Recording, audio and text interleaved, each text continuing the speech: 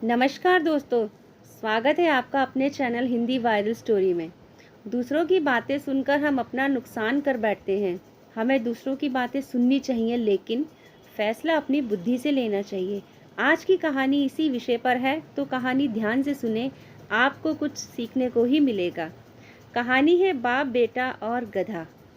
एक कुम्हार था, उसका एक लड़का था। एक दिन बाप और बेटे दोनों कुछ काम के लिए शहर जा रहे थे। वे अपने गधे को भी साथ ले जा रहे थे।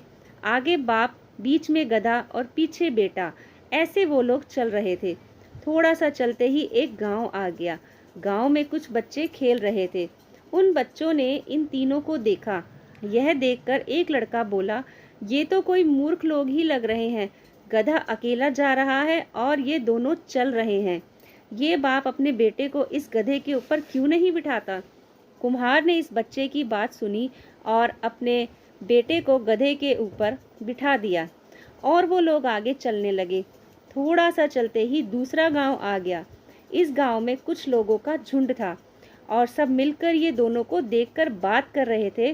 वो लोग बोल रहे थे कि देखो कैसा कलयुगी है बेटा, आराम से गधे के ऊपर बैठा है और बाप बेचारा पैदल चल रहा है। बेटे ने यह सुना और उसने बाप को गधे के ऊपर बिठा दिया और वो खुद चलने लगा। इस तरह चलते चलते कुछ देर बाद तीसरा गांव आ गया। इस गांव में कुछ महिलाएं कुएं में से पानी भर रही थी। इस बाप बेटे को देखकर ये महिलाएं भी बातें करने लगी। उनमें से एक महिला ने अपनी सहेली को बोला कि देखो बाप सवारी कर रहा है और बेचारा बेटा चल रहा है।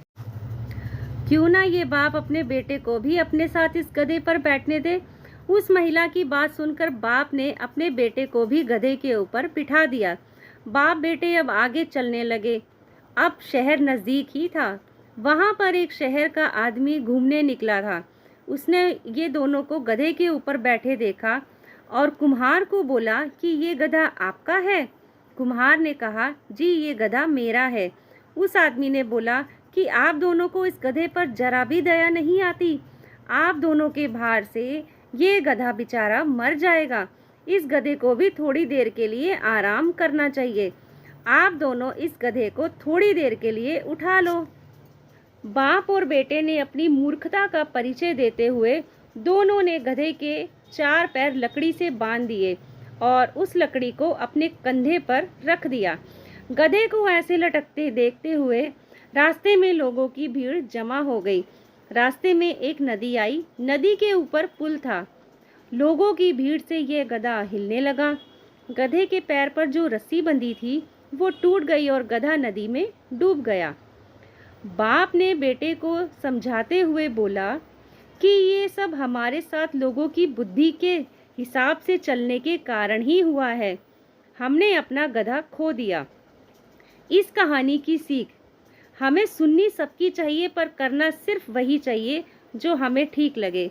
हमारी ज़िंदगी में भी ऐसा कई बार होता है कि हम दूसरों की सुनते हैं और फिर बाद में पछताते हैं। इसलिए हमारे लिए बेहतर यही होता है कि हम सबकी सुने पर करें सिर्फ वही जो हमें अच्छा लगे। तो दोस्तों, आपको आज की कहानी कैसी लगी हमें कमेंट्स करके ज़रूर बताइए।